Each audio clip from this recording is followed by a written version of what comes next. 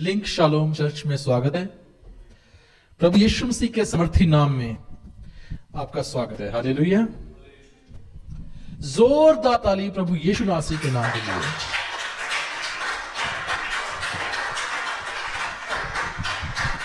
हमारा प्रभु जो है वो आदर की योग्य परमेश्वर है। हालेलुया।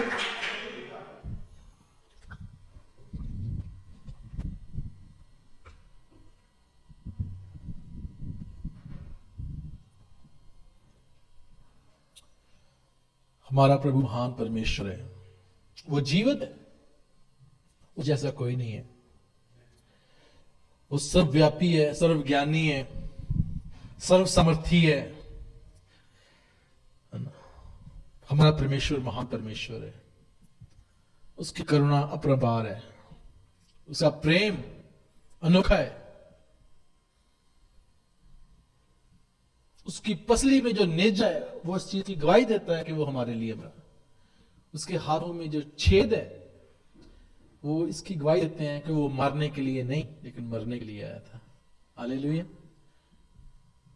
उसका प्रेम हमसे बहुत ज्यादा है और हम अपने प्रभु के प्रेम के ऊपर भरोसा रखते हैं और भरोसा कर सकते हैं। हालेलुया।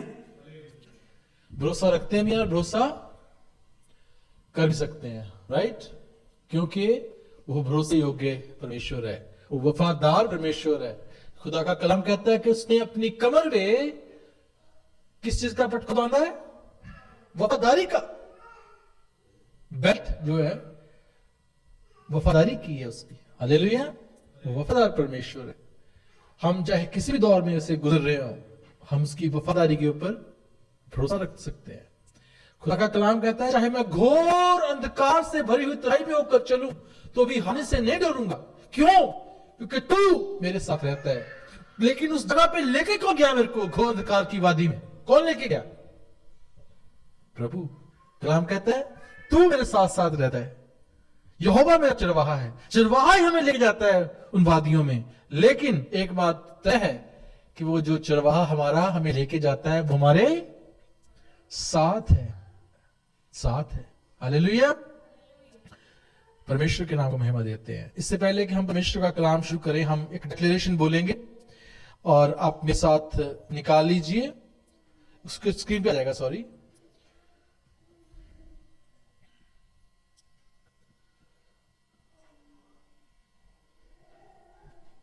हाँ जी, आ गया स्क्रीन में। ओके, शुरू करते हैं। मैं घोषणा करता हूं कि मेरा छुड़ाने वाला और सारे हालातों के ऊपर मैं उसमें आशीषित और सुरक्षित हूं। मेरी आंखें उसे अनुग्रह को देखने के लिए और मेरे कान उसके वचन को सुनने के लिए तैयार हैं। मैं इस जगह से खाली नहीं लौटूंगा। मैं हर प्रकार की नकारात्मक बात का खंडन करता हूं। आशीष मेरे जीवन का हिस्सा है। मैं घोषणा करता हूं कि बाइबल में लिखे गए वायदे और आशीर्वाद मेरे लिए हैं। मैं सर्वोच्च परमेश्वर का बच्चा हूं। मैं आशीषित, भरपूर, माफ किया गया, बुलाया गया, तैयार किया गया, अभिषेक किया गया, ग्रहण किया गया और हर स्वर्गीय आशीष में शामिल किया गया हूं। मैं अंगीकार करता हूं कि मैं परमेश्वर के अनुग्रह को अपनी खुली हुई आंखों से दिखाऊंगा। यीशु मसीह के समर्थी नाम में आमीन, आमीन। ये एश्योरेंस है, ये हमारा एश्योरेंस है कि हम परमेश्वर के, हमारे प्रभु के अनुग्रह को अपनी खुली हुई आंखों से देखने पाएंगे। हालेलुया। परमेश्वर की इच्छा यही है हमारे लिए कि हम उसके अनुग्रह को देखने पाए, हम उसके प्यार को देखने पाए जो हमारे साथ उसने किया। उस प्यार का क्या फायदा जो हम देखने नहीं पाए? है फायदा कोई? उस प्यार का क्या फायदा जो एक्सप्रेस ही नहीं किया गया? है फायदा कोई? नहीं कोई फायदा ना। वो कहते मैंने तुमसे प्रेम किया और मैंने ये बात इसलिए प्रकट की कि मैं अपनी जान तुम्हारे लिए देता हूं। इससे बड़ा कोई प्रेम नहीं। कोई मित्र अपने मित्र के लिए अपनी जान दे। लेकिन बाइबल तो कहती है किसी भले मनुष्य के लिए यह दुर्लभ है कि कोई इंसान मर जाए, लेकिन मेरे जैसे किसी पापी के लिए कोई इंसान मर जाए ये अनहोना है।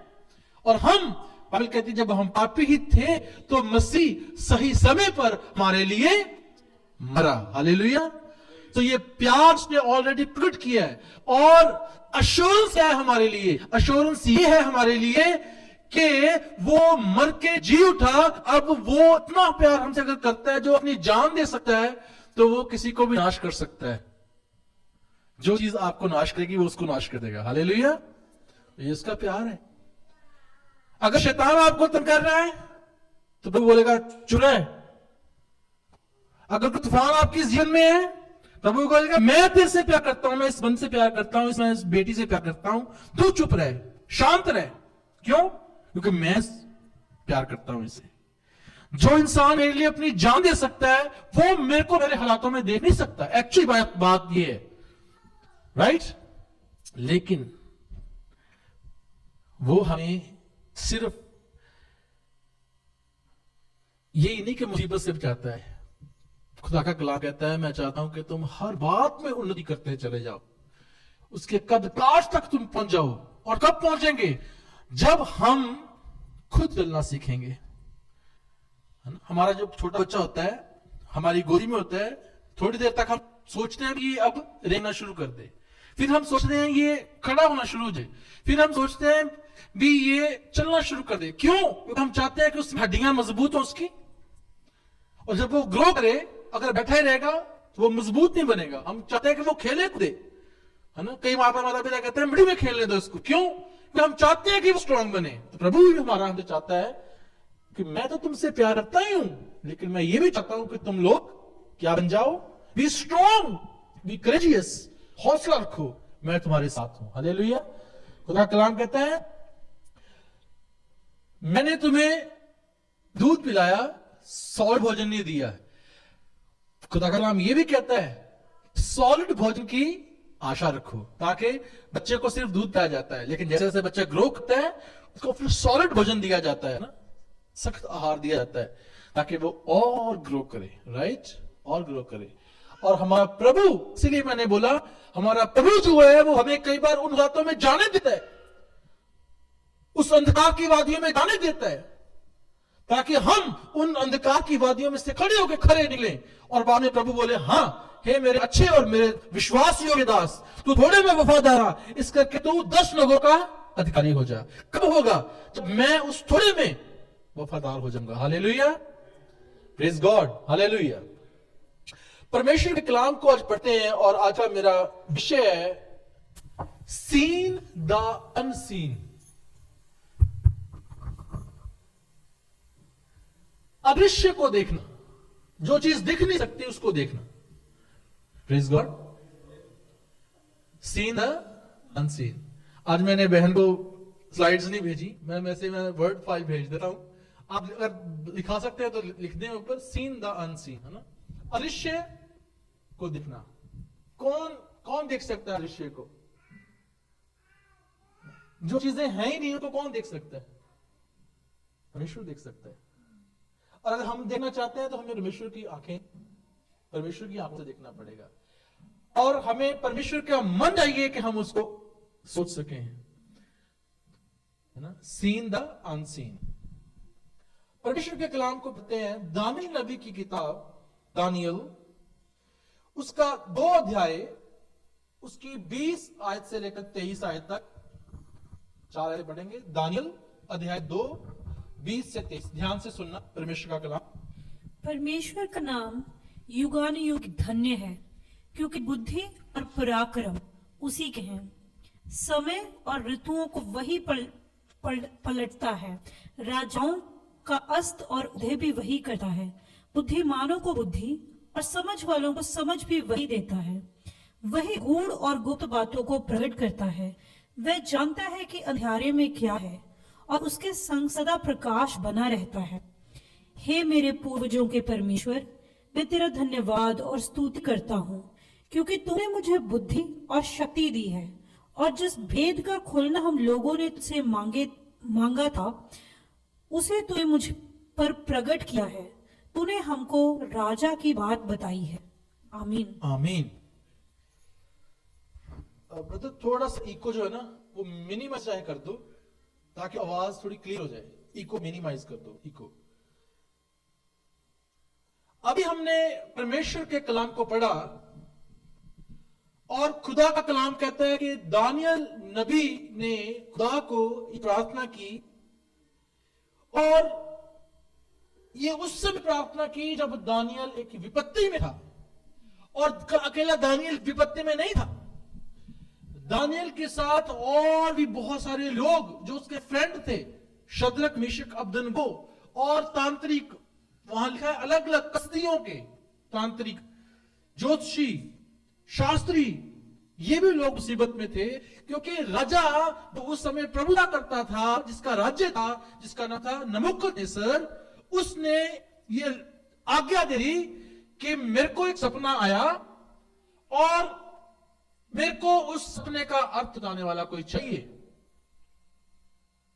अगर हम हिस्ट्री को पढ़ें, बाइबल के बाहर जाकर हिस्ट्री को पढ़ें, तो राजा नबूकदनेस्सर का नाम इतिहास की किताबों में आता है, जिक्र आता है। हम जब इंडिया से आए हैं, कई लोग पाकिस्तान से भी हैं, कई इंडिया से हैं, तो हमें अपने इंडियन हिस्ट्री को पढ़ाया जाता है, राइट। इंडियन हिस्ट्री में जो पुराने राजा लोग थे उनके नाम लिखे जाते हैं, जैसे पोर्स की लड़ाई, सिकंदर, ऐसे हमें नाम बताए जाते हैं, अलग अलग राजा के नाम बताए जाते हैं ना। तो हमें 10वीं तक तो हम हिस्ट्री पढ़ते ही पढ़ते हैं ना, चाहे सीबीएसई हो, आईसीएसई हो, चाहे पंजाब स्कूल एजुकेशन बोर्ड हो, कोई भी बोर्ड हो, तो हिस्ट्री हमें पढ़ाई जाती है। अब ये राजा जो है ये बेबीलोन का राजा है, और उनकी किताबों में इसका नाम है, इस राजा का नाम है। मतलब कहने का, अगर ये इस बात को बाइबल लिख रही है, बाइबल हिस्ट्री की किताब भी है, इसमें हिस्ट्री भी है, तो इसका प्रमाण और भी किताबों में हमें मिलता है। उनके राजाओं की, उस देश के राजा थे, उनकी लिस्ट में नबूकदनेस्सर का नाम सबसे शक्तिशाली राजा के नाम में आता है। सबसे ज्यादा ताकतवर राजा कौन था? नबूकदनेस्सर। जैसे सिकंदर द ग्रेट, जिसको अलेक्जेंडर द ग्रेट कहते हैं, वो सबसे ताकतवर राजा माना जाता था, जिसकी जो हारा नहीं कभी, मरते दम तक, है ना, पावरफुल राजा। नबूकदनेस्सर के लिए लिखा है कि वो बहुत ज्यादा ताकतवर राजा था। और अगर हम इतिहास के पन्ने को देखें तो इसका राज जो है वो इंडिया से लेकर कूश देश तक लिखा गया है। लंबा राज्य है इसका, बहुत बड़ा राज्य था, इसने बहुत सारा इलाका जीता इस राजा ने। अब इस राजा को एक सपना आया और इसने बोला कि मैं, या तो मुझे लगता है लिखा नहीं है, मुझे लगता है वो सपना भूल गया। कई बार हम सपना भूल जाते हैं, राइट। इसको सपना आया और इसने बोला मेरे को सपना भी बताओ, उसका अर्थ भी बताओ। और वो बहुत ज्यादा जो उस देश के अपने राज्य में जो ज्योतिषी थे, जो तांत्रिक थे, टोना करने वाले थे, उनको अपने शास्त्रों की शिक्षा देता था, और बहुत धर्मी कह लो उस समय का, अपने देवताओं को मानने वाला इंसान था। कई बार हमें सपना ऐसा आता है कि हम वो सपना तो हमें याद ही रहता, लेकिन हमारा मन जो है विचलित हो जाता है और समझ नहीं आती यार हुआ क्या, कुछ सपना देखा था, परेशान रहते हैं। नबूकदनेस्सर की यही हालत हुई। और परमेश्वर का कलाम कहता है उसने अपने तांत्रिकों को, जितने उसके जो रिलीजियस लीडर थे, उनको सब बुलाया और उनको बोला कि मैंने एक सपना देखा है, मेरे को सपने का अर्थ और सपना बताओ, दोनों चीजें बताओ मेरे को। और खुदा का काम कहता है उन्होंने, कसदी थे वो, उन्होंने बोला कि दुनिया में कोई भी ऐसा देवता नहीं है, सिर्फ देवता बता सकते हैं, कोई भी इंसान नहीं है जो सपना भी बता दे और उसका अर्थ भी बता दे। हमें कैसे पता? हम किसी के मन को नहीं जानते, हम नहीं जानते। और परमेश्वर का कलाम कहता है कि राजा ने बोला नहीं, मेरे को बताओ सपना क्या है। मुझे लगता है वो अपने शाही खजाने से उनको बहुत बड़ी अमाउंट्स पे करता होगा, इसी वो अथॉरिटी से बोला बता, तेरे को पैसे दिए मैंने, तेरे रखा करते हो, तुझे क्यों रखा मैंने सैलरी के ऊपर, बता मेरे को, अब यही काम के लिए रखा तेरे को। और कह रहे हम नहीं बता सकते। उसने बोला नहीं बताओगे तो तुम्हें मरवा दूंगा, मार दूंगा मैं। और लिखा खुदा के कलाम में दूसरी बार फिर उसने बुलाया उनको और उन्होंने सेम बात बोली।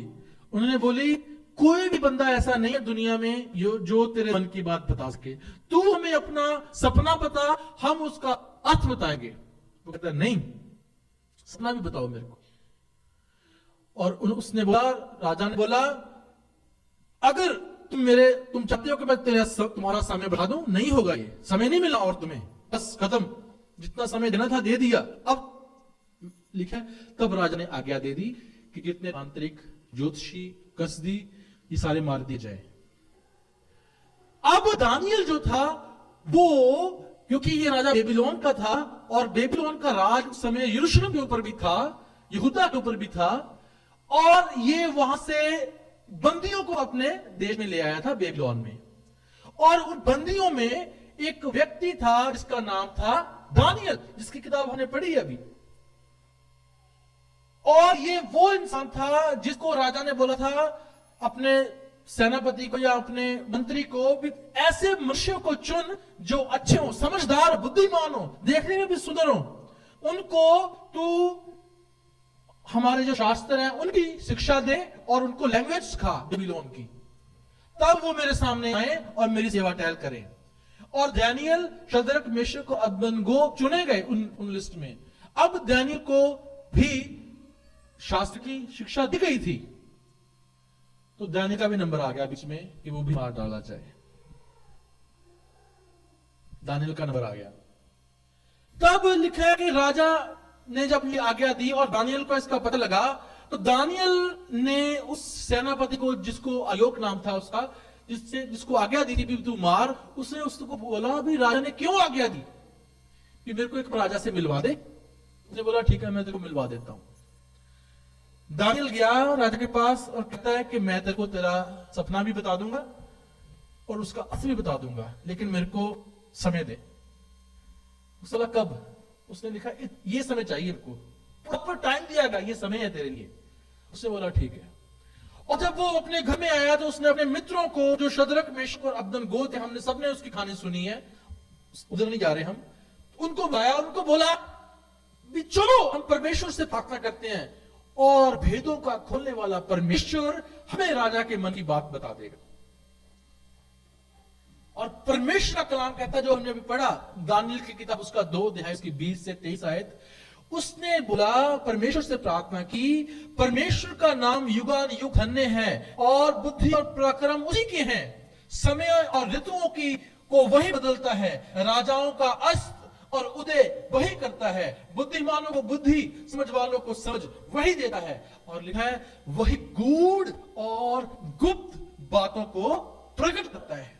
और लिखा है वे जानता है कि अंधेरे में क्या है और उसके संग सदा प्रकाश बना रहता है। ये बात बोली, ये प्रार्थना की। और परमेश्वर का कलाम कहता है कि परमेश्वर ने रात को दानियल को वही सपना आया और अगले दिन दानियल वहां खड़ा हो गया राजा के सामने जाके, और उसने बोला मैं तेरे को तेरा सपना भी बताता हूं और उसका अर्थ भी बताता हूं। इसमें नहीं है कि हम उसको सपने को करें, वो अलग विषय है, लेकिन राजा को बताया उसने।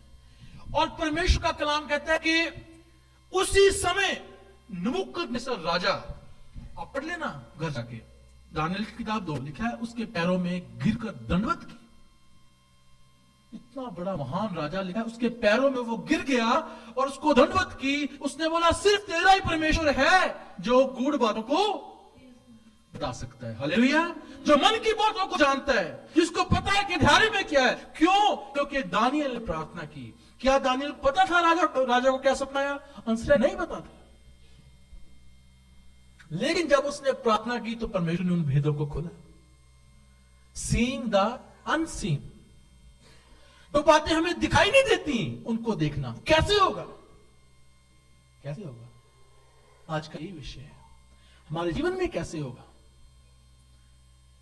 हो सकता है हम बहुत मुश्किल में हो, परेशानी में हो, मुसीबत में हो, हमें कुछ दिखाई नहीं दे रहा सामने क्या है। हमें सिर्फ दिखाई दे रहा अभी कनाडा में रिसेशन है, यूएस में रिसेशन चल रहा है, इंडिया से हम आ जाते हैं पता नहीं क्या होगा, इंडिया में हालात बुरे हैं, we can not see anything. मेरी फैमिली की प्रॉब्लम्स है, मेरे जीवन की अपनी प्रॉब्लम्स है, परेशानी है।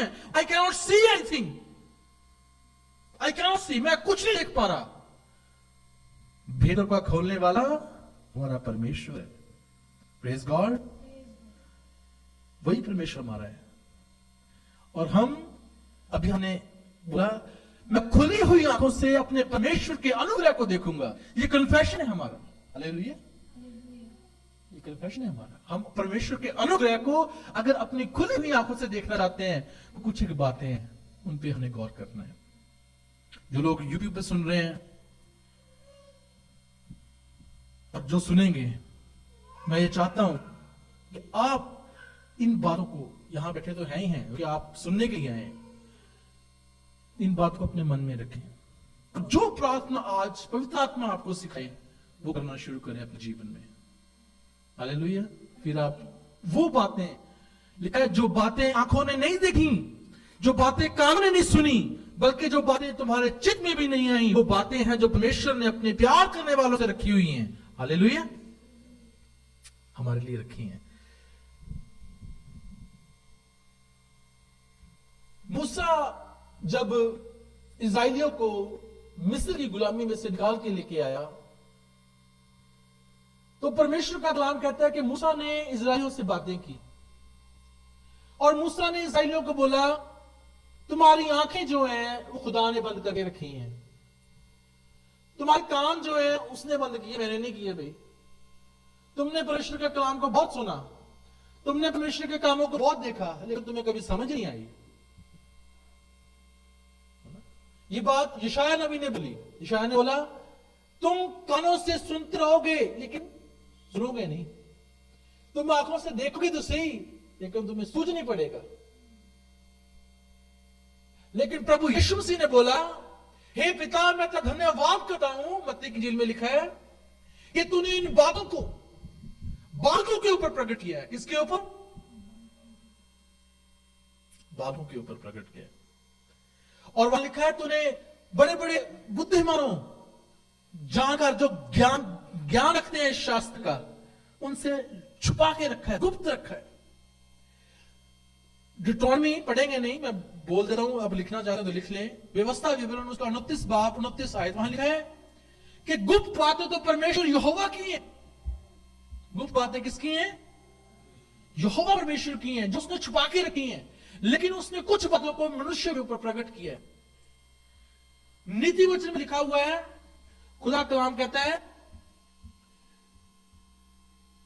कि यहोवा की या परमेश्वर की जो महिमा है वो बातों को छुपा के रखने में है, लेकिन राजाओं की महिमा जो है उन बातों का पता लगाने में है। हम राजा हैं।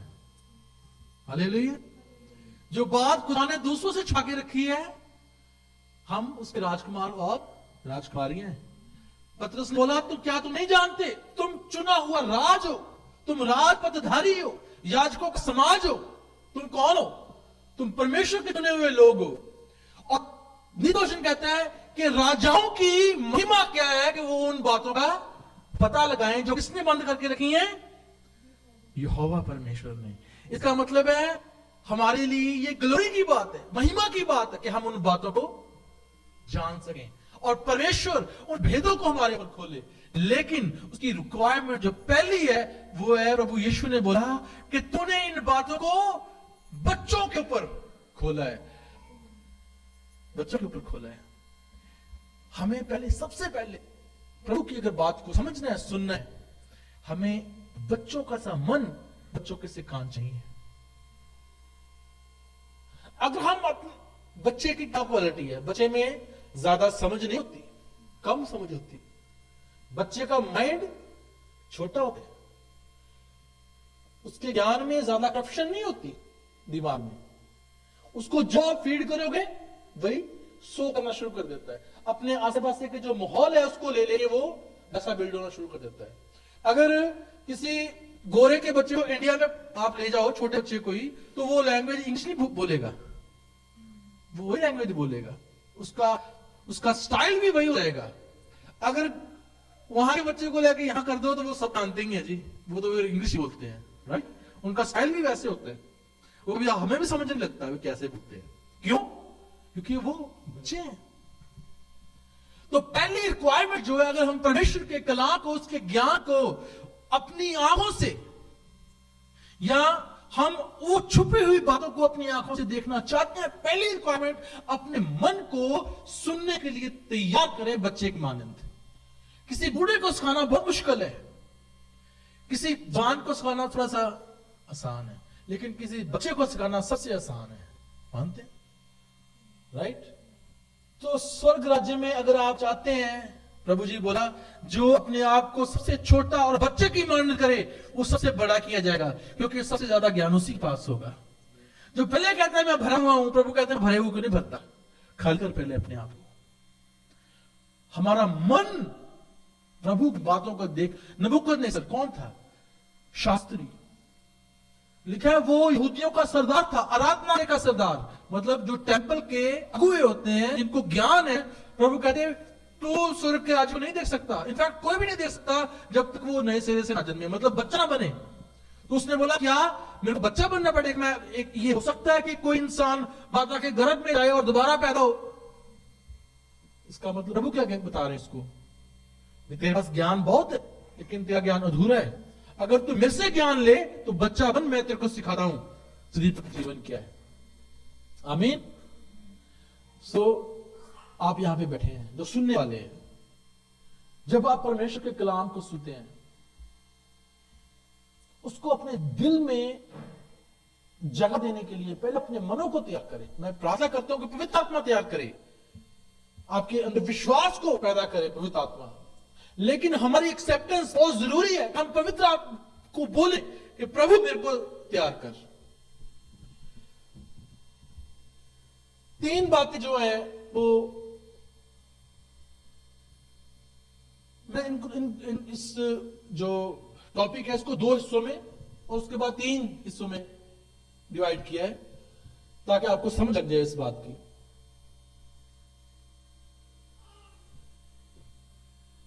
कई बार खुदा अपने सेवकों को भी नहीं बताता।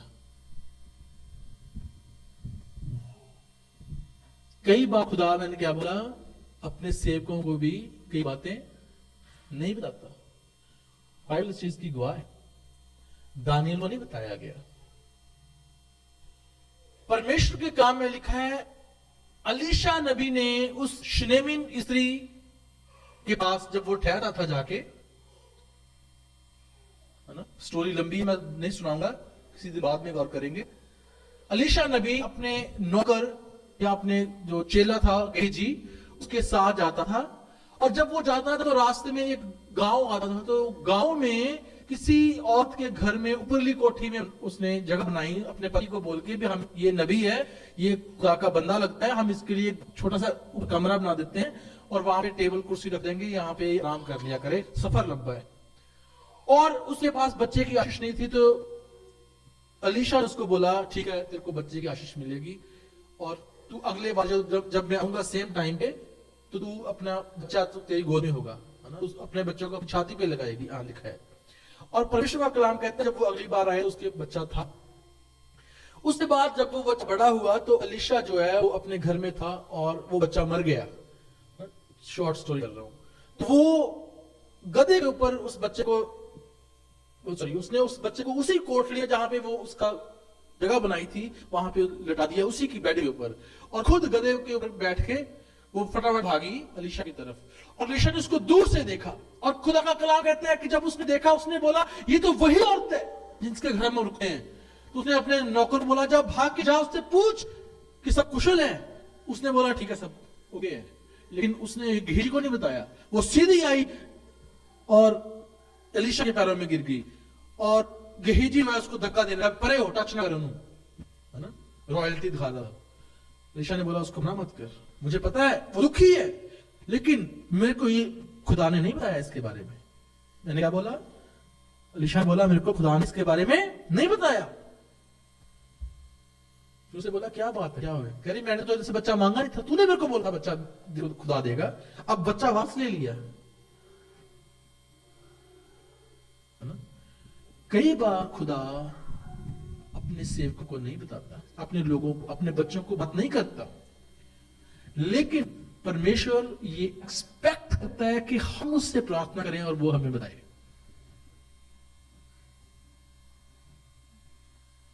मेरी बात समझ गए? कई बार खुदा हमें पूरी बात नहीं बताता या बात बताता ही है, वो वेट कर रहा होता है कि हम उसको बोले हे प्रभु हमारी आंखों को खोल दे ताकि मैं तेरे जलाल को देख सकूं, मेरे कानों को खोल दे ताकि मैं तेरे कलाम को सुन सकूं। परमेश्वर के बार ये बात कर रहा होता है। और प्रभु से मांगना कोई बुरी बात नहीं है, वो आप ही का फायदा है। प्रभु को तो आपकी लाइफ चाहिए ना, आपका जीवन चाहिए, आपकी आत्मा, जिसके लिए प्रभु ने बोला मैं अपना जान देता हूं, आप चाहिए प्रभु को।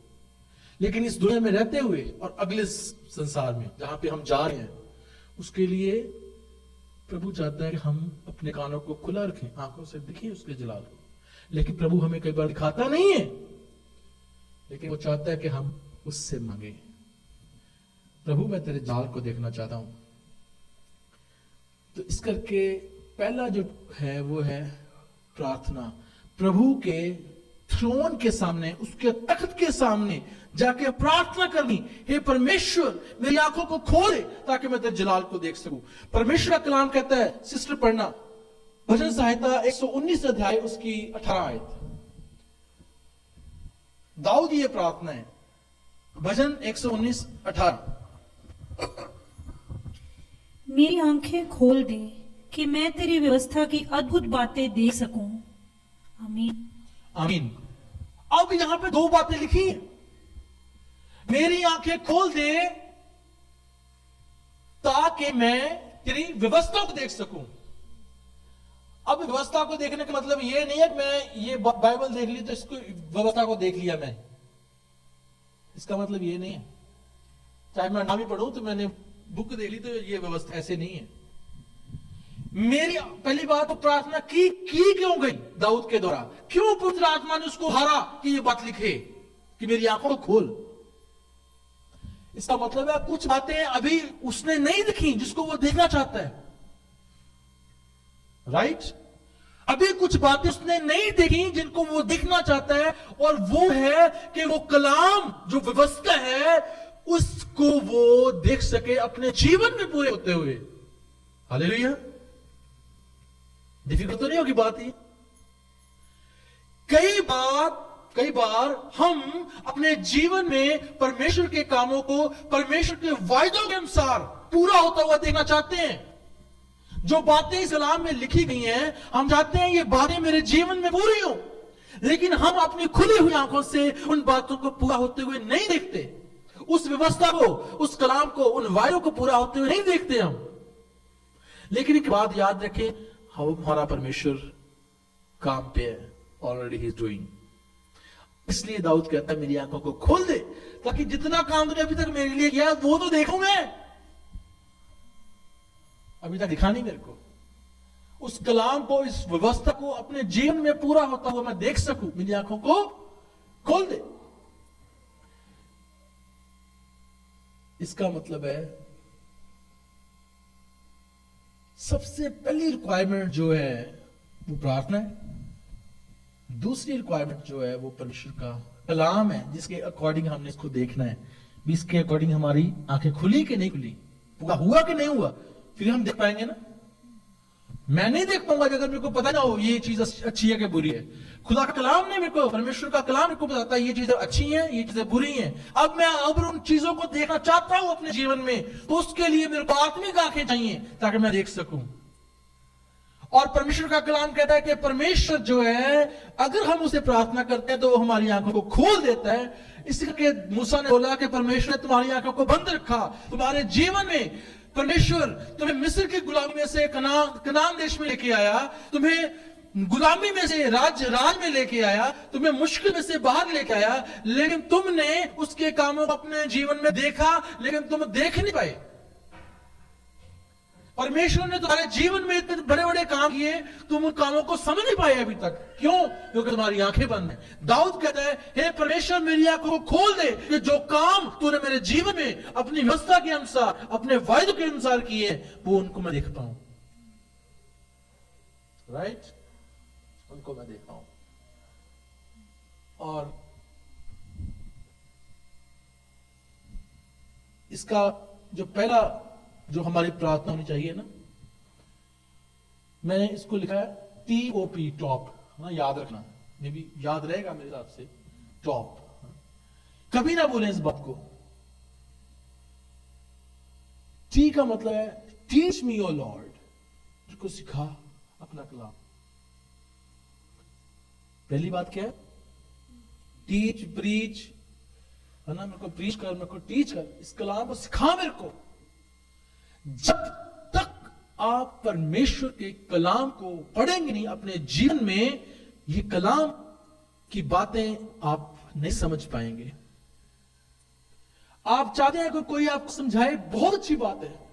परमेश्वर ने अपने सेवकों को इसलिए रखा है कि वो आपको सिखाएं, उनकी रिस्पॉन्सिबिलिटी है। लेकिन बहुत सारी बातें जो परमेश्वर आप स्वयं बोलना चाहता है, खुद बोलना चाहता है ना। मैं पर्सनल एक्सपीरियंस बताता हूं आपको। मैं कई बार लेट्स से मैं परमेश्वर का खादिम को सुन रहा हूं, कलाम सुन रहा हूं, वो बातें कुछ और कर रहे होते हैं, पवित्र आत्मा मुझे कुछ और रिलेशन कर रहा होता है, उसमें कुछ और सिखा होता है। शायद आपके साथ भी ऐसा हुआ हो। मैं दोबारा बोलूं, अब मैं जो आपको बोल रहा हूं,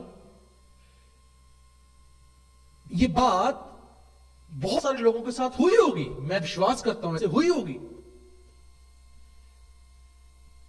परमेश्वर का खादम कुछ और बोल रहा है और सुनने वाला कुछ और सुन रहा है, ये होता है। इसी करके बहुत कहता है मेरी आंखों को खोल दे कि मैं तेरी व्यवस्था को सीख सकूं। इसीलिए मूसा ने बोला तूने उसके कामों को देखा लेकिन देख नहीं पाए। यशायाह ने बोला कि वो लोग आंखों से देखते तो रहेंगे लेकिन देखेंगे नहीं। क्यों? क्योंकि उनकी आंखें नहीं खोली गई। क्यों? क्योंकि प्रार्थना नहीं की गई।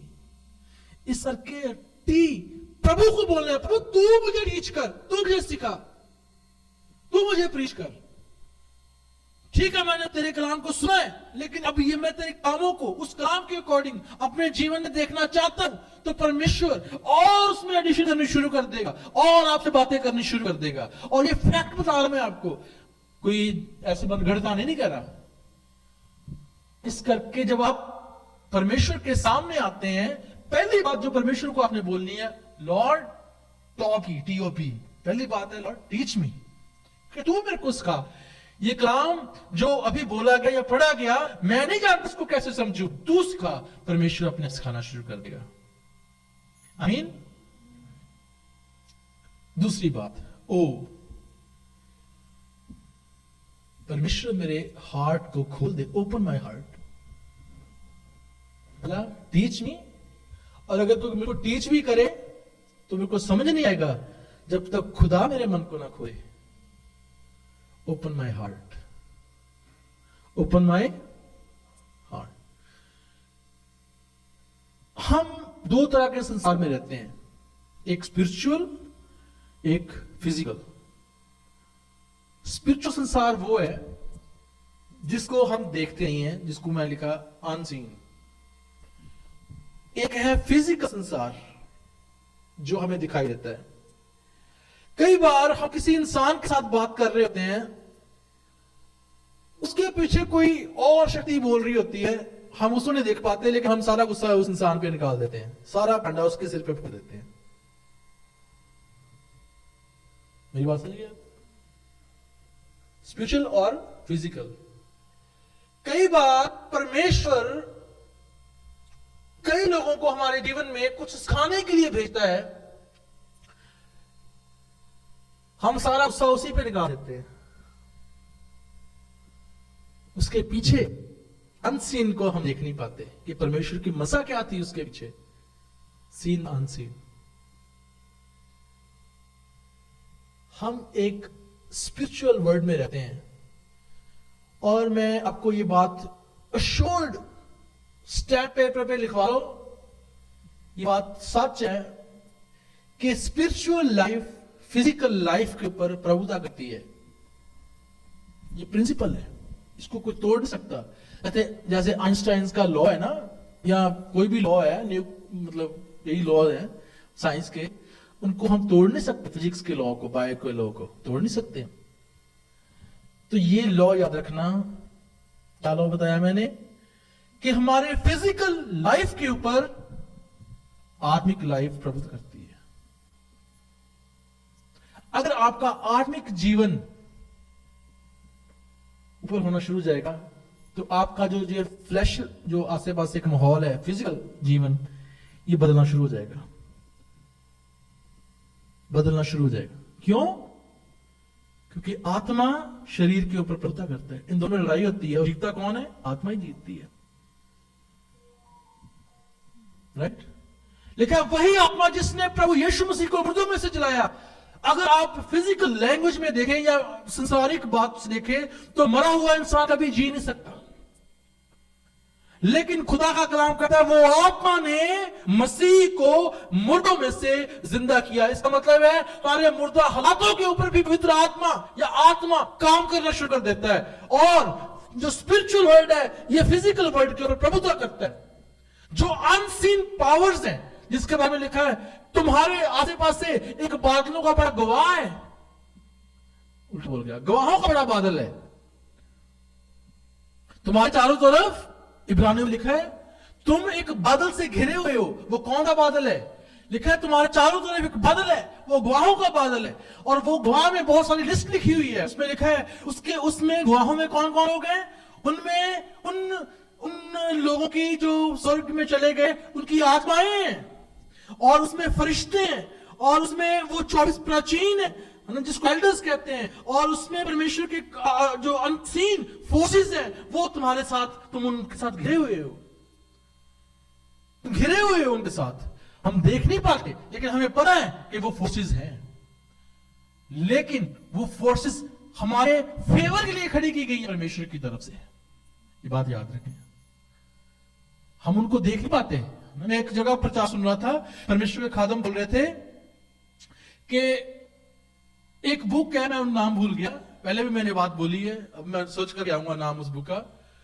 तो वो बुक में लिखा है कि जब हम रास्ते पे जा भी रहे होते हैं, when we are going through, जैसे पेडिस्ट्रियन पे हम जा रहे हैं फुटपाथ पे, तो भी वो शक्तियां हमें फॉलो करती हैं, हमारे साथ साथ जाती हैं, और वो शक्तियां हमें हर दुष्ट की शक्ति से हटाती हैं। इसी के करके खुदा का कलाम कहता है ये परमेश्वर की कृपा है कि हम नाश नहीं हुए, हम मारे नहीं गए। क्यों? क्योंकि परमेश्वर ने उन फरिश्तों को, लिखा है वो तेरे निमित्त अपने फरिश्तों को, अपने स्वर्गदूतों को आज्ञा देगा कि वो तेरी जहां कहीं भी तू जाए रक्षा करे। इसका मतलब है वो अनसीन फोर्सेस हमारे साथ रहती हैं। आमीन। अगर परमेश्वर ने हमारे लिए इतना कुछ रखा हुआ है आत्मिक वर्ल्ड में, तो परमेश्वर हमें गिरने में नहीं देना चाहता, वो चाहता है हम जीतें। और परमेश्वर ने सबसे बड़ा एश्योरेंस हमें क्या दिया है? खुदा का कलाम कहता है वो आत्मा जिसने यीशु को मुर्दों में से जिंदा किया वो हमें भी जिंदा कर देगा, हमारे हालातों को भी जिंदा कर देगा। हालेलुया। तो पहला है कि परमेश्वर, प्रार्थना क्या है कि तू मेरे को सिखा, और दूसरी है परमेश्वर मेरे मन को खोल दे कि मैं उन बातों को जो तूने उस आत्मिक संसार में मेरे लिए रखी हैं उनको देख सकूं। और जब हम उन आत्मिक बातों के ऊपर मनन करना शुरू कर देते हैं, हम प्रार्थना करना शुरू कर देते हैं, हम उस लेवल में जाने के लिए अपने स्टेप उठाना शुरू कर देते हैं, तो फिर आप अपने फाइनेंसेस को, अपनी बीमारियों को, अपनी जरूरतों को, जो भी संसार में रहने के लिए आपको चाहिए, खुदा के हाथ को उसमें देखना शुरू कर देते हैं, सीन अनसीन। आमीन। फिर आप खुदा के हाथ को अपने जीवन में देखना शुरू कर देते हैं। इसी करके सेकंड जो प्रार्थना करनी है हमने, खुदा के सामने जाके, उसके थ्रोन के सामने जाके, वो क्या होनी चाहिए? परमेश्वर मेरे हृदय को खोल दे ताकि मैं तेरी बातों को अपने जीवन में देख सकूं। जो प्रार्थना दाऊद ने की, दाऊद ने बोला मेरे हृदय को खोल दे, मेरे मन को खोल दे, है ना? हमारी प्रार्थना यही होनी चाहिए। तीसरी बात, अब मैंने वो बातें सुन ली, तो उनके ऊपर प्रैक्टिस करने के लिए भी है, we have to practice those things. कई बार परमेश्वर हमें कहता है कि मैंने तेरे लिए ये रिश्ता तैयार कर दिया है। मैं दोबारा बोलता हूं, परमेश्वर कहता है कि मैंने तेरे जीवन में बरकत दे दी है। परमेश्वर कहता है ओके, तूने मेरे से मांगा था, और ये बात पवित्र आत्मा हमारे मन में डालेगा, धोखा नहीं खाना, अपने मन में आ जाएगी बात आपके। खुदा अपने, परमेश्वर, मैंने कितनी बार बोला, परमेश्वर कितने तरीकों से आपसे बात करना शुरू कर देगा। खुदा अपने सेवकों के द्वारा बात करता है, खुदा सपनों के द्वारा बात करता है, खुदा आपके चारों तरफ के माहौल के द्वारा बात करता है, खुदा अपने कलाम में से बात करता है आपके साथ, है ना? खुदा कोई बंदा आपके साथ आपको जानता नहीं है, वो आपके लिए कुछ बोलना शुरू कर देगा। खुदा वैसे बात करता है। बाइबल में अलग अलग तरीके से परमेश्वर ने अपने लोगों से बात की है, राइट। सो हो सकता है परमेश्वर ने आपको ऑलरेडी आपसे बात की हो, या परमेश्वर आपसे बात करना चाहता हो, तो आपने उसकी, खुदा ने आपकी आंखें भी खोल दी हैं, लेकिन तीसरी बात है वो है हमने उसको प्रैक्टिकल रूप देना है। जरूरी है ये प्रैक्टिस करनी इसके ऊपर, है ना, और अपने पैरों को तैयार करना है। Prepare your feet to walk on those things जो खुदा ने हमें बोल दी। विश्वास जो है वो कर्म के बिना मुद्दा है, ऐसा लिखा है परमेश्वर कलाम में। अगर हम विश्वास करते हैं कि हाँ परमेश्वर मेरे जीवन में काम करे, और हम वो स्टेप उठा नहीं पाते, इसका मतलब है हमारा विश्वास अभी पूरा नहीं है, अधूरा है, मुद्दा है, अभी और कुछ करने की जरूरत है। एक स्टेप हमारे लिए, प्रभु तू मेरे पैरों को तैयार कर कि मैं वो कदम उठा सकूं, विश्वास का पहला कदम उठा सकूं। हालेलुया। 3 बातें हो गई जो आपने प्रार्थना करनी है। पहली बात क्या है? प्रभु मेरे को सिखा, मैं तेरी बातों को अपने जीवन में देखना चाहता हूं। जैसे दानियल ने प्रार्थना की, दानियल ने बोला तू भेदों का प्रकट करने वाला मेरे को बता, और लिखा खुदा ने उसको बता दिया। हमारे हालात हो सकते हैं दानियल की तरह हो, हम मुश्किल में हो, खुदा को बोले खुदा बता मैं इस मुश्किल में क्यों हूं इस मुश्किल में, खुदा आपको सिखाना शुरू कर देगा, राइट। दूसरी, खुदा मेरी आंखों को खोल दे, मेरे दिल को खोल दे, मेरे चित्त को खोल दे। आंखों को खोलने का मतलब मेरी आत्मीय आंखें खोल दे, अभी शरीर की बात नहीं कर रहा मैं, आत्मिक आंखें, मतलब मेरे मन की आंखों को खोल दे, ताकि मैं तेरे जो तूने बोला, जैसे दाऊद ने प्रार्थना की कि मैं वो व्यवस्था तूने दी, जो कलाम मेरे लिए बोला, उसको मैं देख सकूं। और तीसरा है मेरे को प्रिपेयर कर, मैं प्रैक्टिकल चल सकूं उसके ऊपर। और अगली बात जो है,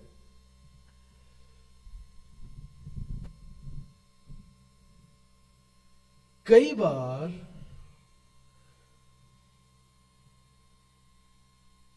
खुदा हमसे बात नहीं करता,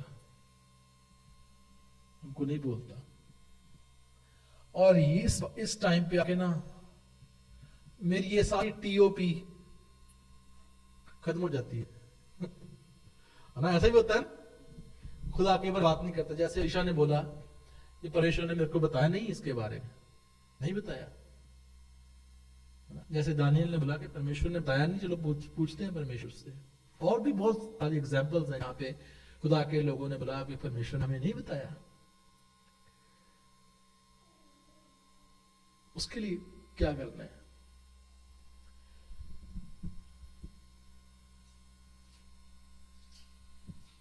एक सिस्टर वचन पढ़ना, लूका की अंजील उसका 24 अध्याय उसकी 45 आयत।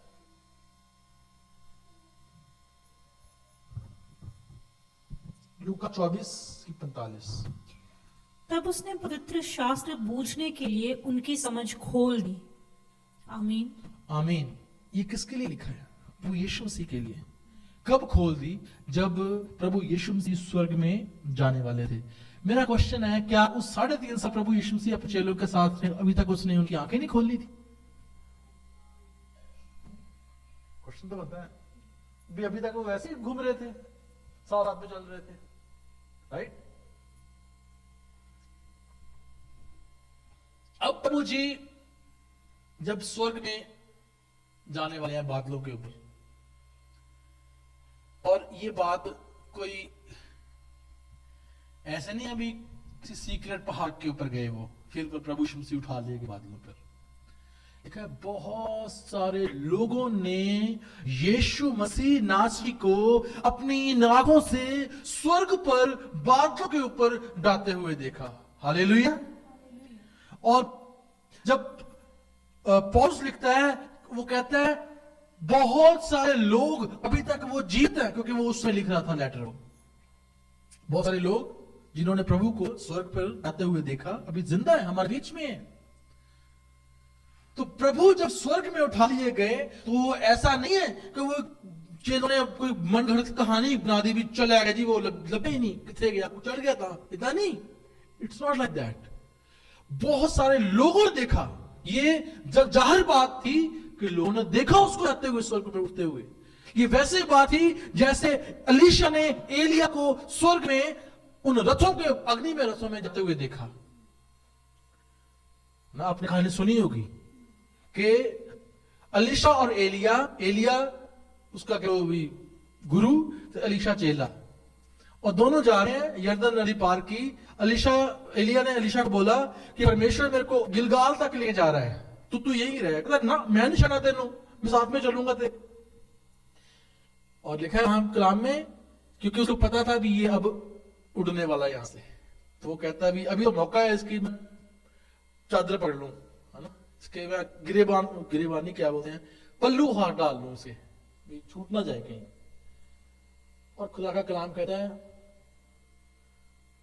कि अलीशा कहता मैं नहीं छोड़ने का, मैं नहीं छोड़ने, सौ लगे ना मैनू, मैं छड़ता तेनू। हाँ, लिखा है शपथ कहता है, खाता है तेरी शपथ और यहोवा की शपथ, मैं नहीं तुझको छोड़ता।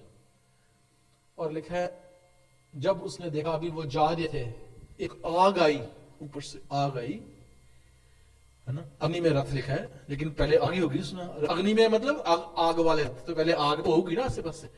आग आई और उसने उन दोनों को अलग कर दिया, और जैसे अलग किया वो उठा के उसको सामने उसको देखते देखते ऊपर चला गया, और उसने जाते जाते अपनी चादर फेंक दी, और उसने वो चादर पकड़ ली अलीशा ने।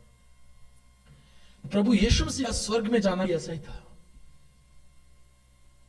प्रभु यीशु मसीह का स्वर्ग में जाना भी ऐसे था, और उसका वापस आना भी ऐसे ही होगा। हालेलुया।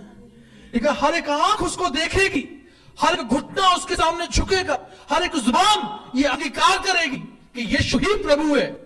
बल्कि जिन्होंने उसको बेदा था, जिन्होंने बेदा मतलब जिन्होंने पसली में नेजा मारा था, वो भी उसके सामने दंडवत करेंगे। हालेलुया। हर एक आंख, हर एक जुबान, हर एक घुटना, हर एक इंसान, जाति, सब कुछ लिखा है वहां पे, वो परमेश्वर के सामने, प्रभु यीशु मसीह के सामने झुकेंगे। जो अपने आप को गुरु पीर फकीर बोलते हैं, वो भी झुकेंगे उसके सामने। धरती की सारी ताकतें हिलाई जाएंगी, आसमान के तारे वो हिलाए जाएंगे, सूरज अपना रोशनी छोड़ देगा, भूडोल बहुत कुछ होगा, एक तुरी की आवाज आएगी, और परमेश्वर प्रभु यीशु मसीह लिखा है अपने स्वर्गदूतों के साथ हमें लेने के लिए आ जाएगा। हालेलुया। और हम उसे देखने वाले हैं, वही काम जो उसने इस समय जाते हुए किया था, अपने चेलों को अपना दिखा के क्या चेहरा भी मैं जा रहा हूं, दोबारा आऊंगा, वो आने वाला है। हालेलुया। मैं अपने टॉपिक से फिर दोबारा वही आ जाता हूं। तो मेरा टॉपिक था, कई बार परमेश्वर हमसे बात नहीं करता कुछ समय के लिए, लेकिन इसका मतलब यह नहीं है कि वो बोलता नहीं है, वो मूर्ति नहीं है कोई जो ना बोले। उसकी आंखें भी हैं जो देखता है, उसके कान भी हैं जो सुनता है, उसकी जुबान भी है वो बोलता है, उसकी बुद्धि भी है, उसकी समझ भी है जो सोचता है, और उसके हाथ पैर भी हैं, वो जो करना चाहता है वो करता है, उसको कोई रोक नहीं सकता। वो सर्वशक्तिमान, सर्व सामर्थी, सर्वव्यापी परमेश्वर। हालेलुया। उसकी बुद्धि वो किसने जाना? खुदा का कलाम कहता है परमेश्वर का मंत्री कौन हुआ, उसको सिखाने वाला कौन हुआ? हम ही उसको सिखा सकते, हमने उससे सीखना है। प्रभु मेरी आंखें खोल कि मैं तेरे से सीख सकूं, तेरी व्यवस्था को सीख सकूं। और कई बार परमेश्वर हमसे बात नहीं करता, इसका मतलब यह नहीं है कि वो देख नहीं रहा। कई बार परमेश्वर हमारे हालातों को देखता है, चुप रहता है, इसका मतलब यह नहीं है कि वो चुप है तो वो कुछ कर नहीं रहा। इसका मतलब यह है कि जब कुछ दिखाई नहीं देता, फिर परमेश्वर कुछ कर रहा होता है हमारे लिए, फिर परमेश्वर कुछ कर रहा होता है हमारे लिए, है ना। जब हम पढ़ते थे तो टीचर जब क्लास में आता था उस टाइम तो डंडा परेड भी होती थी, डंडे भी पहनते। तो अगर तो कोई ज्यादा खतरनाक टीचर आ जाए तो सारी क्लास सीधी में बह जाती थी, डंडे पहने। जब मारा जाए बोल लिया था इधर ना, एक टीचर होते थे बड़े गुस्से वाले होते थे, हमारे हिंदी के टीचर थे मिस्टर शर्मा। जब उन्होंने आना तो क्लास चीटा मारनी पहला, जो आना नाल सुन आने सारे भी, जे एक भी देख लिया तो मुंह हिलता तो कुट पैनी, ऐसे था ना। आपके भी होंगे, मैंने तो बता दिया अपने टीचर का नाम। तो जेड़ा भी फंस गया वो समझ लो फिर वो उधर शामत आई, है ना, उसकी शामत आ गई। तो लेकिन मैं ये भी देखा है, वैसे हो सकता है गलत भी हो, जेल टीचर ना, मैं ऐसे बोलता हूँ जो ज्यादा पीटते हैं वो सिखाते कम होते हैं वो पढ़ाते कम है उनका ध्यान रखता पीटो इनको। अभी तो माहौल सारा चेंज हो गया, वैसे वो वैसे नहीं थे, लेकिन वो लिखने के लिए बहुत देते थे काम, है ना। सो बात यह है कि जब खुदा ना बोले, इसका मतलब ये है कि हम एक दौर में हैं, और वो दौर ऐसे है कि जब परमेश्वर ने हमें सिखा दिया, हमारी आंखें खोल दी, और जब परमेश्वर के कदमों पे या उसके कलाम में हम चलना शुरू कर दिए, दोबारा बोलूं, जो बातें जो प्रार्थना हमने की ऑलरेडी, जब परमेश्वर ने हमें टीच कर दिया, हमारे दिल को भी खोल दिया, मैं परमेश्वर के कलाम को समझने लग गया थोड़ा थोड़ा करके, और मैं उससे चल रहा हूं, सीख रहा हूं। अभी दूध भी हो सकता है मैं उस स्टेज में हूं, मैं दूध पी रहा हूं, लेकिन उसके बाद मैं कुछ और सॉलिड वचन सुनना शुरू कर दिया। इसका मतलब है परमेश्वर का कलाम मेरे जीवन में आना शुरू हो गया। और तीसरी बात है, मैं हर दिन कोशिश करता हूं कि मैं परमेश्वर के कलाम के ऊपर चलूं, प्रैक्टिकल भी करने की कोशिश कर रहा हूं। और उसके बाद परमेश्वर चुप कर जाए, बोले ना, तो उस टीचर की बात हमेशा याद रखना। टीचर जब क्लास में पढ़ाने के लिए आता है तो वही बोलता है, फिर कोई नहीं बोलता। लेकिन जब आपका टेस्ट हो जाता है तो टीचर नहीं बोलता, फिर आपने करना जो करना है, फिर टीचर नहीं बोलेगा। आप उससे पूछेंगे, उस समय जब आप उससे पूछेंगे वो आपको बताएगा, जो मर्जी पूछो उससे। कुछ स्टूपिड क्वेश्चन भी हो, थोड़ी देर हंस लेगा, लेकिन बताएगा आपको, क्योंकि उसकी रिस्पॉन्सिबिलिटी है। लेकिन जब आपका टेस्ट हो रहा हो, फिर नहीं आप टीचर से पूछ सकते भी मेरे को ये बता। तो इसका मतलब है, अगर TOP आपके जीवन में होए पूरे, और फिर भी परमेश्वर आपसे बात नहीं कर रहा, यू आर इन स्टेज जहां पे आपका टेस्ट हो सकता है हो रहा हो। और उसके बाद जब आप धीरज के साथ उस दौर में से निकल जाएंगे ना, फिर परमेश्वर वो सारी शक्तियां जो जिसके लिए मैंने बोला, आप उनको अपने जीवन में, परमेश्वर के हाथ को अपने जीवन में, पवित्र आत्मा को अपने जीवन में काम करते हुए देख नहीं पाएंगे। हालेलुया। कब? जब आप उस टेस्ट में से निकल जाएंगे। इस करके खुदा का जो कलाम है वो कहता है, तुम्हारा परखा हुआ विश्वास नाशमान सोने और चांदी से भी कहीं उत्तम है। दोबारा बोलूं, विश्वास की परख। जब आप परमेश्वर के कलाम को सुनते हैं, उसको ग्रहण करते हैं, उस पर चलते हैं, तो आपका विश्वास जो है मजबूत होता है ना। कई लोगों के जीवन में परमेश्वर फटाफट फटाफट फटाफट फटाफट फटाफट काम करता है, और कईयों के जीवन में वो वेट करते रहते हैं, वेट करते रहते हैं, वेट करते रहते हैं, परमेश्वर मेरे जीवन में काम कर, मेरी ये समस्या है, ये समस्या है, ये समस्या है।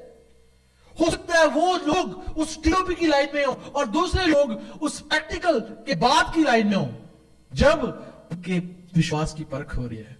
लेकिन ये दोनों उसमें से निकलेंगे, और उसके बाद वो जीवन का मुकुट, वो विक्ट्री जो परमेश्वर ने हमारे लिए रखी है, उन हाथों के ऊपर विजय परमेश्वर ने हमारे लिए ऑलरेडी रखी हुई है। लेकिन ये बात मैं दावे के साथ कहता हूं कि आपका स्पिरिचुअल संसार जब वो निकल के बाहर आएंगे, आप उस आत्मिक संसार को अपने इस जीवन में प्रभुता रखते हुए देखेंगे। हालेलुया।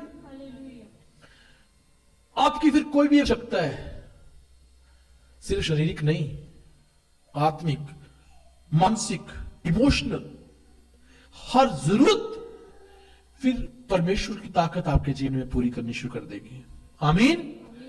कौन नहीं चाहता? मैं तो चाहता हूं, मैं तो चाहता हूं कि परमेश्वर मेरे जीवन में ऐसे काम करे। लेकिन हो सकता है वो समय आपके लिए थोड़ा समय हो, छोटा हो या लंबा हो।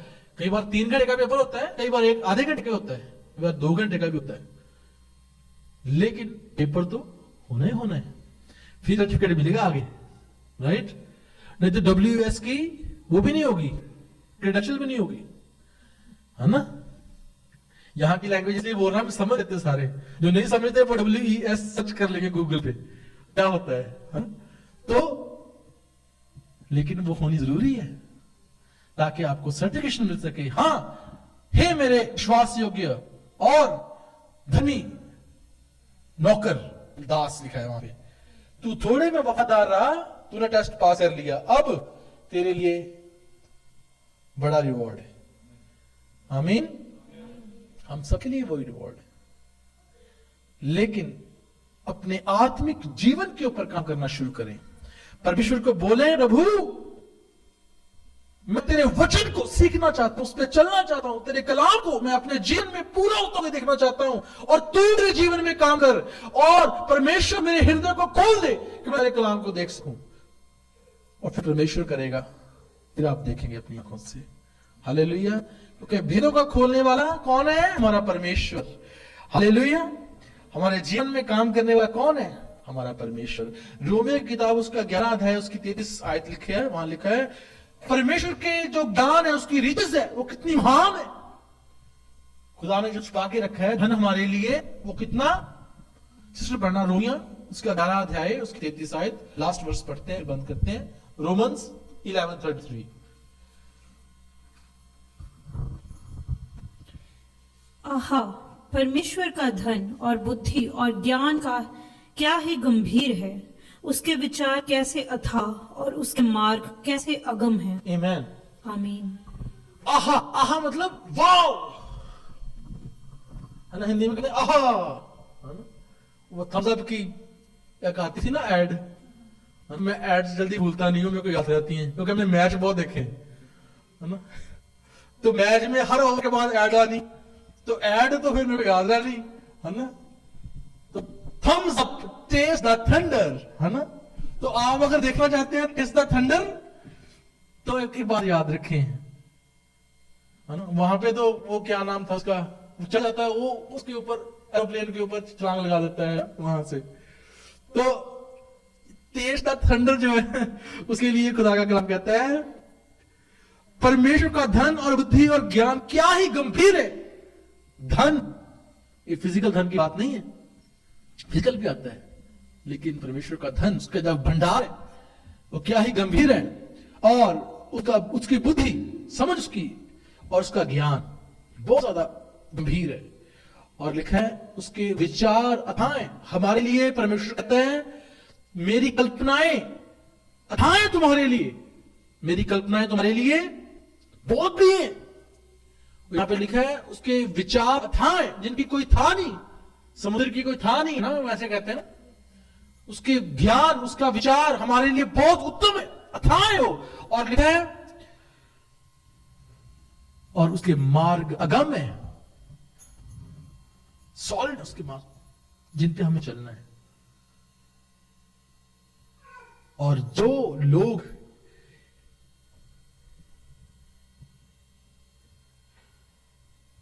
इस वचन को अपने जीवन में रखते हैं, इन बातों को जाने बोली अभी अपने जीवन में रखते हैं, एक बात याद रखें, परमेश्वर ने आपको छोड़ा नहीं।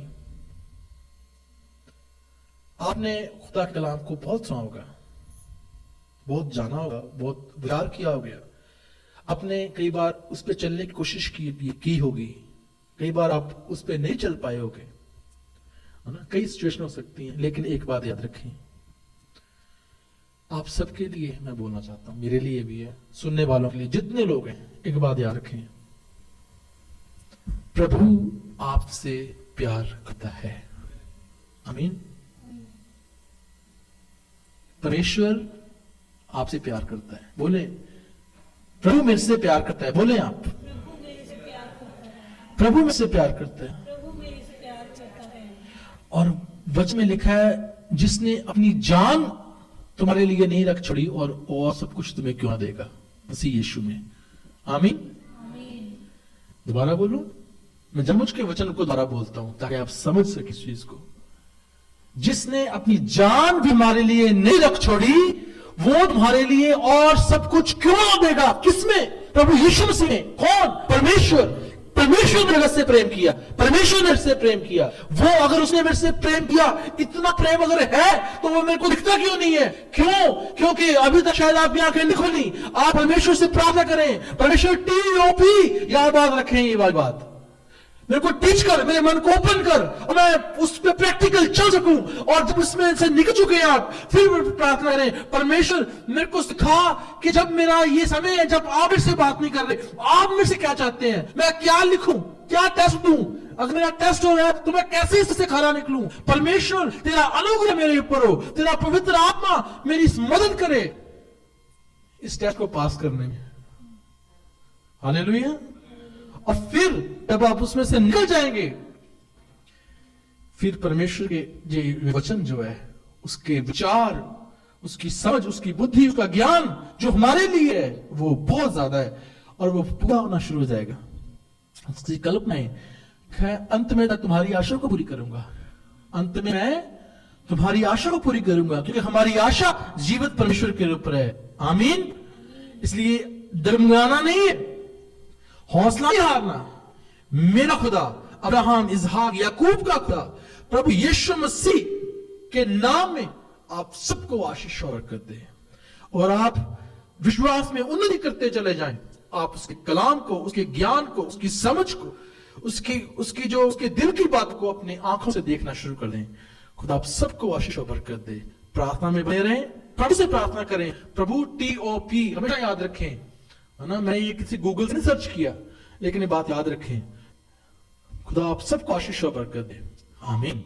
God bless you all. खुदा आपको बरकत दे। Hallelujah. All glory to our Lord Jesus Christ. Thank you Jesus. अपनी आंखों को बंद करें।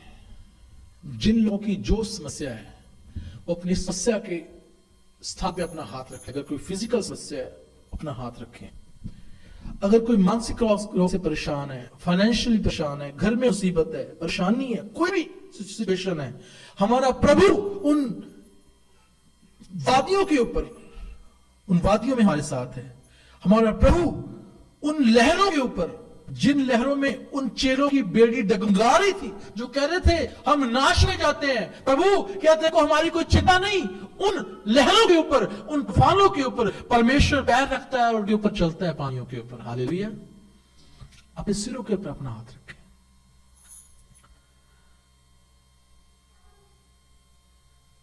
अपने मुंह से ये अंगीकार करें, प्रभु मैं तेरे को अपना मुक्तिदाता ग्रहण करता हूं। आप मेरे जीवन में आए और अपना अधिकार मेरे जीवन के ऊपर लें। मैं अपने आपके कामों को अपने जीवन में देखना चाहता हूं। मैं आपके कामों को अपने जीवन में देखना चाहती हूं। मैं तेरे कामों को अपने जीवन में देखना चाहता हूं। अपने जीवन में देखना चाहती हूं। मेरे जीवन की समस्याएं, मेरे जीवन की समस्याएं प्रभु आप ले लें, प्रभु आप लें, और आप मेरे को बरकत दें, और आप मुझे बरकत दें, और मैं आपको अपना मुक्तिदाता ग्रहण करता हूं। और मैं आपको अपना मुक्तिदाता ग्रहण करती हूँ। आमीन। आमीन। पिता परमेश्वर, मैं धन्यवाद करता हूं इस अंगीकार के लिए। जो लोग प्रभु ये अंगीकार कर लेते हैं कि आप मेरे जीवन के स्वामी हैं प्रभु, फिर आप उनके जीवन के ऊपर अपना अधिकार ले लेते हैं। और पिता परमेश्वर फिर उन अंधकार की शक्तियों को, उन बीमारियों को, उन प्रभु जी परेशानियों को आप कहते हैं थम जा, रुक जा। जिस किश्ती में प्रभु आप सवार हैं, आप कहते हैं उन हवाओं को, हवा थम जा। पिता परमेश्वर, मैं प्रार्थना करता हूं आप इनके जीवन में प्रभु जी अपना हाथ बना के रखें यीशु राजा। और प्रभु जी इनके हालात प्रभु यीशु मसीह नासरी के नाम से बदल जाए, इनके जीवन प्रभु यीशु के नाम से बदल जाए। और पिता परमेश्वर ये आपके कामों को, आपके अनुग्रह को अपनी खुली हुई आंखों से आपकी महिमा के लिए प्रभु अपनी आंखों से देखने पाए प्रभु जी पूरे होते हुए। मैं इनको, इनकी परिस्थितियों को, हर एक प्रभु बीमारी, लाचारी, दुर्बलता को, हर एक मानवी को प्रभु जी, हर जीवन की समस्याओं को यीशु के नाम में रिब्यूक करता हूं। हर उन दुष्ट आत्माओं को जो प्रभु अनसीन है, जो इनको दिखाई नहीं देती लेकिन इनकी समस्याओं के पीछे चल रही हैं, उनको प्रभु यीशु के नाम से मैं हुक्म देता हूं, दूर हो इनसे। और मैं प्रभु यीशु के नाम को इनके ऊपर बोलता हूं, उस लहू को इनके ऊपर मैं लगाता हूं। सुनने वाले जितने प्रभु लोग हैं वो बरकत पाए, आप में हमेशा जड़ पकड़ कर चलते रहे पिता परमेश्वर, और आपके बड़े बड़े कामों को प्रभु अपने जीवन में देखने पाए, इनकी उन्नति हो, इनकी तरक्की हो प्रभु जी। ये बड़े बड़े ऑफिसर्स बने, बड़े बड़े बिजनेसमैन बने पिता परमेश्वर। और पिता परमेश्वर जिनको प्रभु बच्चे की जरूरत है आप उनको बच्चा दें पिता परमेश्वर जी। जिनको प्रभु जीवन साथी की जरूरत है आप उनके लिए जीवन साथी दें प्रभु जी। जो भी समस्याओं में, घरेलू समस्या प्रभु जी, शारीरिक समस्या, हर समस्या को प्रभु यीशु के नाम से हुक्म देता हूं, छोड़ इनको, आपकी सामर्थ को बोलता हूं। धन्यवाद इस अच्छे वचन के लिए प्रभु, आपका धन्यवाद। ये वचन प्रभु आपके बच्चों के जीवनों में काम करे और ये फलवंत हो। प्रार्थना प्रभु यीशु मसीह नासरी के नाम से मांग लेते हैं, आमीन आमीन आमीन आमीन। खुदा आपको बरकत दे, प्रभु का अनुग्रह आपके साथ बना रहे और आप प्रभु में हमेशा आनंदित बने रहें, आमीन। God bless you all। अभी हम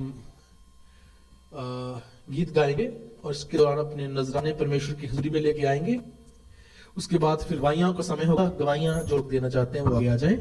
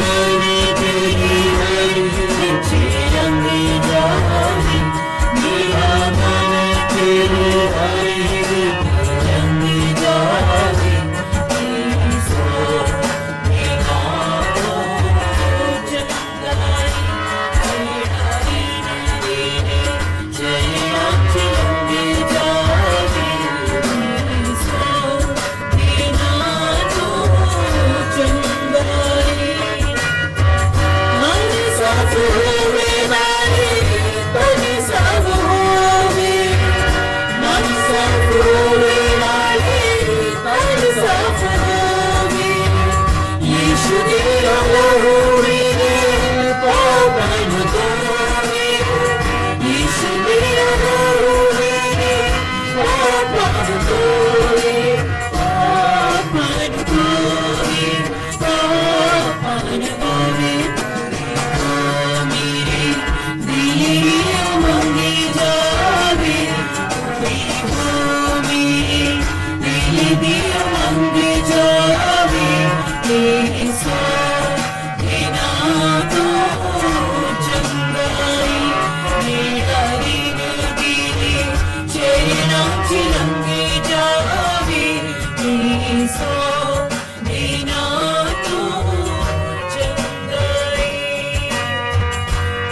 तेरी आत्मा में नगरी हो जावा, आगे तेरी आत्मा में नगरी हो जावा, मैं भी तेरी बरगद नगरी हो जावा, मैं भी तेरी बरगद नगरी हो जावा, नगरी हो जावा, नगरी हो जावा, पूरे हो मेरे अंधेरों का मट जावे, पूरे हो मेरे अंधेरों का मट जावे, ईसो दीनानो चंगाई, जेड़ा दिन तेरे शरीरा च लंघ जावे, ईसो दीनानो चंगाई, मेरा मन तेरी बाणी विच रंग जावे, मेरा मन तेरी बाणी विच रंग जावे, ईसो दीनानो चंगाई, जेड़ा दिन तेरे शरीरा च लंघ जावे, ईसो दीनानो चंगाई, ईसो दीनानो चंगाई।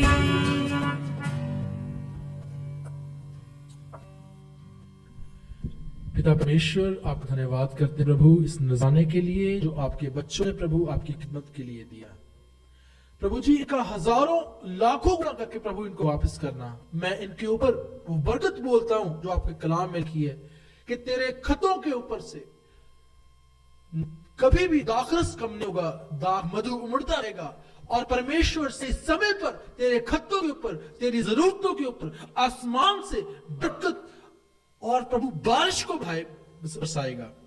और पिता परमेश्वर, सही धूप, सही नमी, सही समय पर बरकत प्रभु इनका हिस्सा हो। पिता परमेश्वर, इनकी सारी जरूरतें प्रभु यीशु के नाम से पूरी हो प्रभु जी। और खुदा बाप जी, मैं प्रार्थना करता हूं प्रभु जी, देने वाले हाथों को बरकत दें हजारों गुना लाखों गुना करके प्रभु, और दूसरों को प्रभु जी, जो लोग प्रभु आपका भय मानते हैं, आपके पीछे पीछे चलते हैं प्रभु, आपके वचनों को सुनते हैं पिता परमेश्वर, उनके लिए मैं आशीष को बोलता हूं, बरकत को बोलता हूं, और उनके जीवन प्रभु आपको भाने योग्य और प्रभु जी फ्रूटफुल महिमा में जीवन हो पिता परमेश्वर। और ये मंडली हर तरह के प्रभु जी आत्मिक और प्रभु जी संसारिक दानों वरदानों से भरती चली जाए पिता परमेश्वर, और आपकी महिमा प्रभु इस कलीसिया के ऊपर, आपके लोगों के ऊपर हमेशा बनी रहे। मैं इनके ऊपर प्रभु जी, इनकी जरूरतों के ऊपर, फाइनेंसेस के ऊपर, बिजनेसेस के ऊपर प्रभु जी, दरबार के ऊपर, हर चीज के ऊपर यीशु के नाम को बोलता हूं, जो उत्तम उत्तम और उत्तम नाम है प्रभु यीशु के नाम को बोलते हैं। आमीन, आमीन, आमीन। परमेश्वर आपको बरकत दे। अभी आखिर में हम गवाहियों का समय है, आप गवाही दे सकते हैं।